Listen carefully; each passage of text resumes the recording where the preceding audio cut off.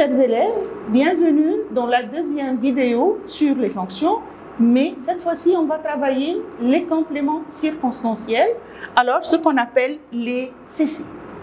Alors, quand vous avez travaillé avant, il y a plusieurs sortes de compléments circonstanciels.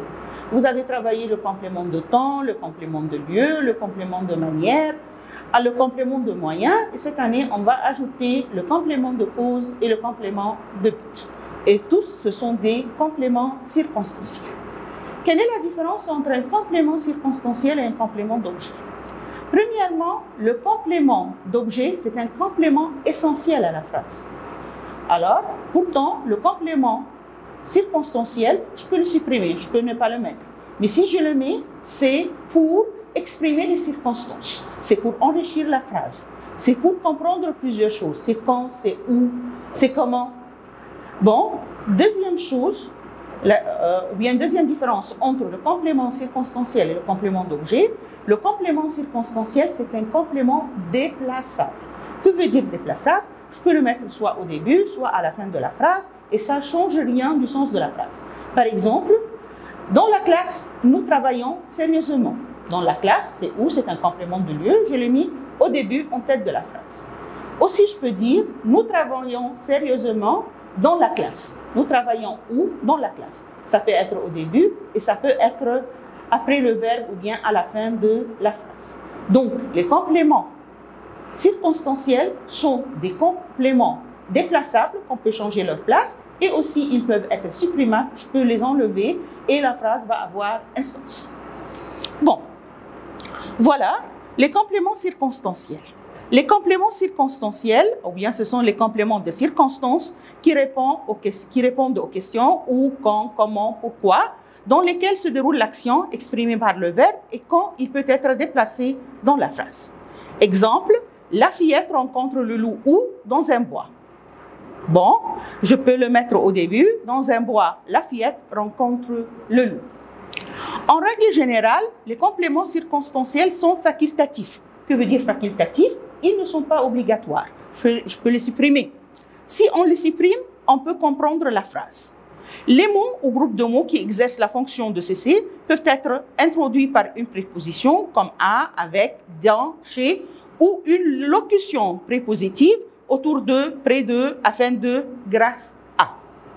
Et je vais expliquer tout ça en détail. Bon. Les différents compléments circonstanciels, on va commencer par le complément circonstanciel de lieu, et ça, vous le connaissez très bien. Il indique la place, il répond à la question où. Il mange à la cantine. Il mange où? À la cantine. Ça va? Il marche dans la rue. Il marche où? Dans la rue. Et comme vous voyez ici, voilà, il est introduit par une préposition à, et quand je dis l'exemple dans la rue, il est introduit par la préposition dans. Bon. Quelle est la nature ici du complément circonstanciel du lieu? Oui, c'est un groupe nominal. Bon, deuxième genre de complément circonstanciel, nous avons le complément circonstanciel de temps, ou bien le CC temps, qui indique le temps et la date. Il répond à la question quand. Hier, ses parents lui ont laissé des recommandations. Quand ses parents lui ont laissé des recommandations, c'était hier. Hier, c'est un complément circonstanciel de temps, mais la nature, est-ce, c'est un...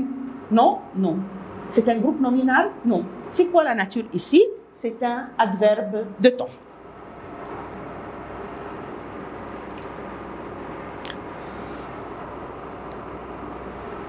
Bon. Ce qui est nouveau cette année, c'est le complément circonstanciel de cause. Ça exprime la cause, la raison. Ça répond à la question pourquoi. Pour quelle raison? J'ai réussi grâce à mes efforts. Pourquoi tu as réussi? Parce que tu as fait des efforts. Grâce à mes efforts, ça c'est le complément circonstanciel de cause.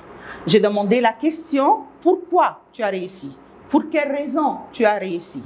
Ça va? Grâce à, c'est une préposition.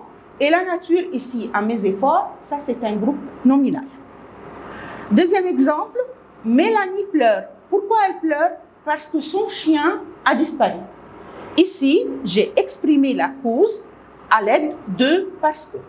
Mais parce que ici, c'est une préposition?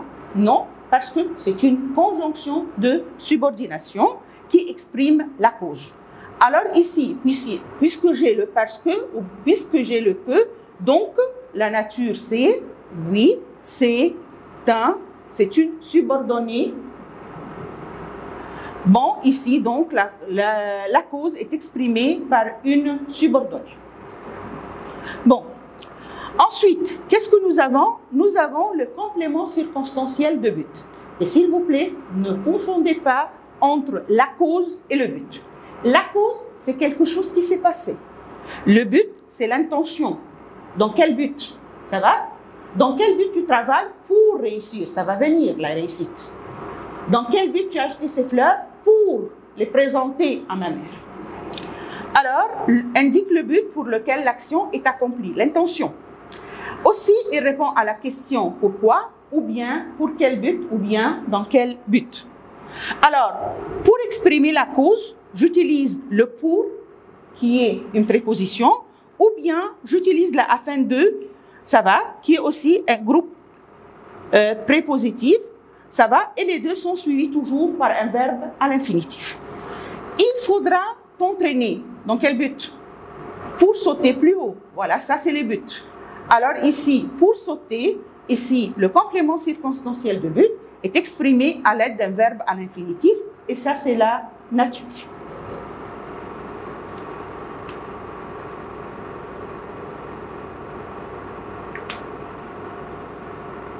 Bon, après ça, nous avons deux autres compléments. Nous avons le complément circonstanciel de manière et nous avons le complément circonstanciel de moyen. Et s'il vous plaît, il ne faut pas confondre entre les deux.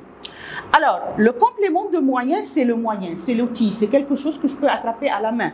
Ça va? Il grimpe à l'aide de l'échelle. Il a utilisé une échelle pour grimper. Il écrit à l'aide d'un crayon. Il a utilisé le crayon. Je peux l'attraper par la main pour écrire. Ça va? Il coupe la viande à l'aide d'un couteau. Le couteau aussi, c'est un outil, un instrument qu'il a utilisé pour couper.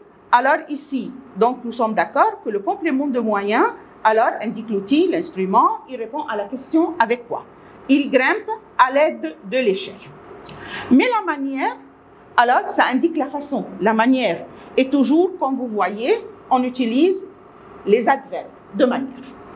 Il indique la façon, la manière, il répond à la question comment. Il mange bruyamment. Il mange comment? Bruyamment. Et ici, la nature, c'est un adverbe. Il parle comment? Il parle avec politesse. Il court comment? Il court rapidement. Il court vite. Ça va? Et comme on a dit, s'il vous plaît, il ne faut pas confondre avec le complément circonstanciel de manière qui ne répond jamais à la question avec quoi. Ça va? Donc, pour résumer à la fin, les compléments circonstanciels sont des compléments supprimables et déplaçables. Aussi, les compléments circonstanciels, nous avons complément circonstanciel de temps, de lieu, de cause, de but, de manière et de moyen. Ils sont toujours présentés à l'aide d'une préposition. Ça va? Et il ne faut pas confondre entre le moyen et la manière. Les classes grammaticales des compléments circonstanciels, alors, ils peuvent avoir différentes natures. Ça peut être un nom ou un groupe nominal. Chaque matin, je bois du thé. Quand je bois le thé, la fonction, c'est un complément circonstanciel de temps. Alors, la nature, c'est un groupe nominal. Chaque matin, déterminant plus nom. Les compléments circonstanciels peuvent être aussi des prénoms. Il voyage avec lui. Nous y allons. Il voyage avec qui? Avec lui. Nous y allons. Fonction, complément circonstanciel de lieu. Nature, c'est un pronom. Alors, ça peut être aussi un verbe à l'infinitif. Pour manger, il faut travailler. Nous prendrons la voiture pour partir en vacances. Dans quel but nous prendrons la voiture? Alors, la fonction, c'est un complément circonstanciel de but. La nature, j'ai le pour qui est suivi d'un verbe à l'infinitif. C'est un verbe à l'infinitif. Ça peut être aussi un adverbe. il reprend un taxi aussitôt. Aujourd'hui, on a énormément joué.